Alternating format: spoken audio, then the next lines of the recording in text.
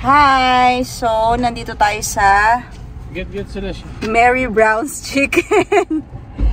Dahil namimiss na daw nilang mag-restaurant. Tingnan natin kung anong orderin nila dito. Is that my food? Let's see.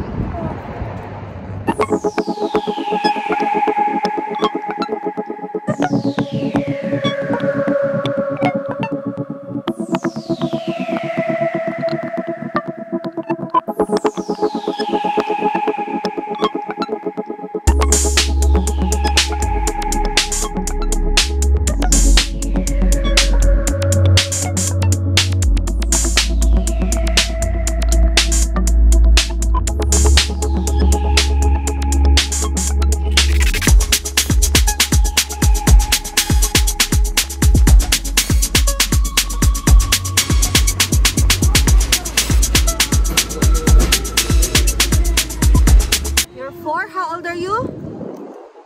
4. Very good. You're 4 years old.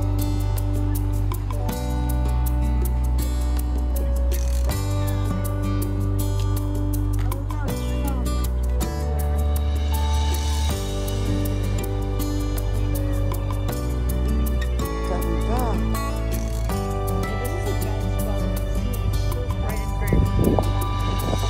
Walang shade.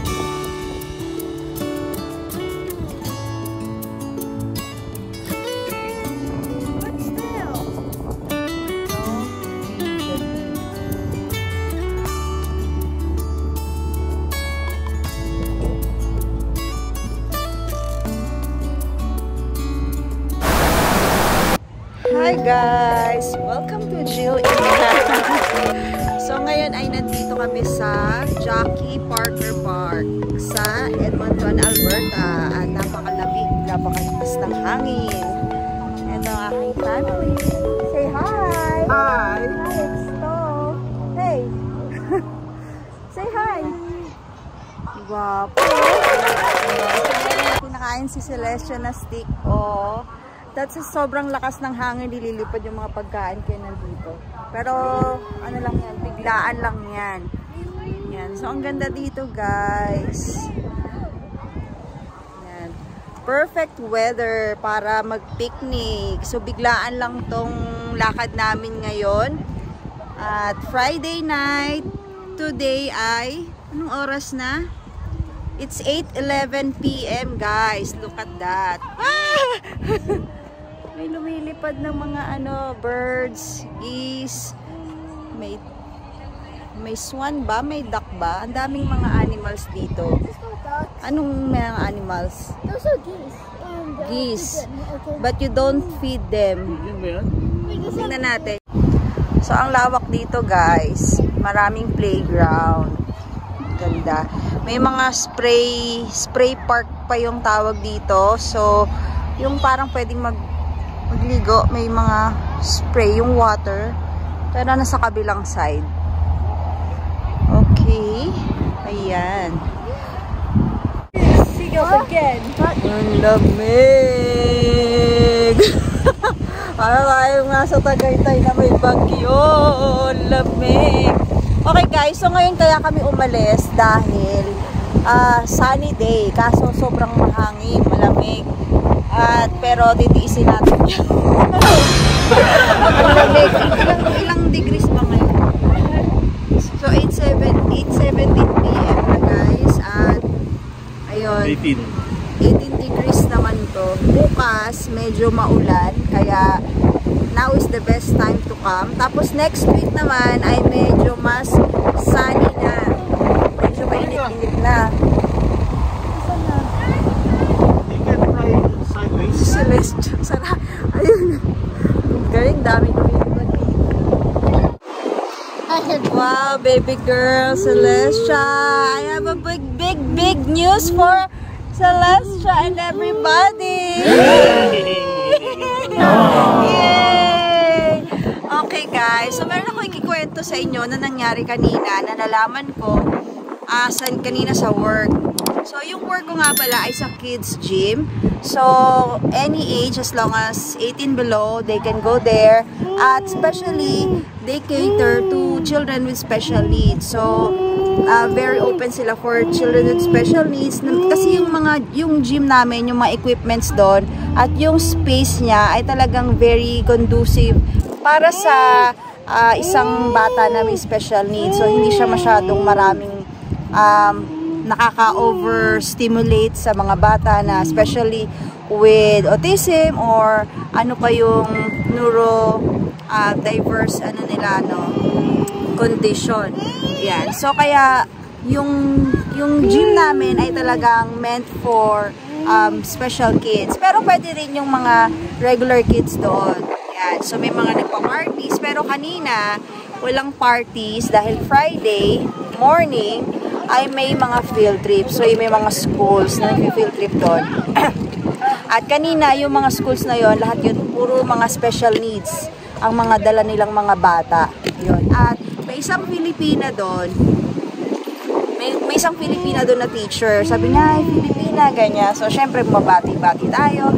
Tapos, natanong niya kung yung gym ba ay para lang ba sa mga special needs. Kasi nga, special needs yung dala nila. Sabi ko, hindi. Kahit sa mga regular kids, pwede din ito. So, nagandahan siya. And then, tapos, may makinikwento din siya tungkol sa mga special needs dun sa school nila. Ganyan. And then, natanong ko tuloy, sinabi ko, meron din kasi akong anak na merong mild autism, ganyan, hindi rin siya nakakasalita. Pero 4 years old na siya ngayon. At magpa-5 na siya sa November this year. So, tinatanong ko kung pwede na ba siyang pumasok sa school? Pwede na ba siyang pumasok si Celestia sa school? Yan. So, sa tingin nyo guys, sa age ni Celestia kasi ngayon 4 years old siya, di ba baby? You're 4? How old are you? 4. Very good. You're 4 years old. Yay! So, dati kasi nagtanong nga kami sa daycare, pero ang sabi ng daycare ay dahil hindi pa siya potty trained, ay hindi siya pwedeng ma-accommodate doon unless magiging one-on-one. At yung one-on-one na yon, usually, pagka citizen ka or permanent resident ka, you will be able to get the benefit ng isang batang may disability at yung ibabayad sa daycare for that one-on-one ay supported ng government. But since newcomer kami dito, so parang hindi pa siya pwede doon dahil wala nga kaming benefit nun. Diba? Wala kaming benefit dahil sa yung daycare ay hindi pa kami qualified sa mga benefits na para sa one-on-one since hindi pa siya potty trained, ay okay na lang na sa bahay na lang muna siya kasi hindi naman tayo masyadong critical kung, especially kung ang bata ay may special needs, hindi naman tayo talaga nagmamadali sa pacing ng pag-aaral niya, no? Ang importante lang doon ay meron tayong intervention o yung paunang, yung pag-give ng attention sa kanyang mga needs. So yun yung kailangan lang natin sa kung meron tayong mga malilit na anak na may special needs. So, importante lang na ma-address natin yung mga yun. And then, sa tingin namin, no, kahit sa bahay, yung mga simpleng bagay na pwede niyang matutunan, ay nandun naman kami para tulungan siya. Especially yung mga socialization. So, ayun nga guys. So, magde-daycare ba ang aming Celestia o papasok na pa siya ng kindergarten dahil siya ay 5 years old na this November. Actually, so sobrang busy namin sa mga 4 na bata, no. Yung 4 na anak namin ay na-enroll na namin. Na okay na yung mga pang next year nila ngayong parating na September kung saan sila papasok. Kasi dito, kahit na sa same school lang sila, syempre sa Philippines ganoon din, no, same school, pero pag magle-level ka ng 1 year higher, i-enroll mo pa rin siya. So, dito kahit libre naman yung education, kailangan pa rin silang i-enroll. So, silang 4 ay na-enroll na namin. So, yung isa sa same school na middle high school, junior high school, same school siya. Tapos, yung isa naman na junior ay magpupunta na siya sa senior high school next year. Tapos yung isa naman, nandun pa rin siya sa senior high school. At si ate naman ay mag-move na sa transition school. Yun. So, si Bonso, si Celestia, ay nakalimutan namin. Kapag nagtatanong yung mga anak ko sa akin kung saan mag-aaral si Celestia, kailan siya mag-aaral, ang sagot ko, hindi ko alam. Kasi hindi ko naman talaga alam. Tapos hindi ko rin naiisip dahil ang dami naming iniisip sa kanila. Tapos yung mga iba pang kailangan ayusin dito sa Canada. Tapos yun nga, kanina, nakausap ko yung teacher. Tapos sabi niya sa akin, ay, pwede na yang mag-enroll sa for this coming year. Ngayong school year kasi 5 years old na siya. Tapos, tapos sabi ko, meron school na malapit sa amin at pwede siya doon. Tapos sabi niya, pwede yan kasi meron din doon nag-handle sila ng mga ganyan. So, ayun, kaya ngayon, ang good news ay talagang papasok na si Celestia. So, kailangan na lang namin ay pumunta sa school sa Monday. Ang lamig. So, kailangan ko na lang guys ay pumunta sa school sa Monday para maparegister ko na siya dahil actually, dahil ngayong 4 na enroll na during that time, meron talagang time of enrollment dito. So, medyo kung na-miss ko na yung time na yon, hopefully hindi pa naman sila close. At sabi sa akin ng boss ko, tinanong ko rin kasi siya, sabi niya, you can tell the school na bago ka pa lang dito at saka hindi mo alam na kailangan na, pwede na siyang pumasok ng kindergarten. Yan. So, hopefully meron pang slot and I think meron pa naman. Sabi niya, tsaka kung sobrang malapit ka lang doon sa school na yon, ay i-allow pa nila yan. Ayun guys, so yun yung magandang news natin for Celestia dahil siya ay papasok ng kindergarten. Ayan, so kung meron man kaming mga assessment from the Philippines, siguro mapakita na lang namin yon.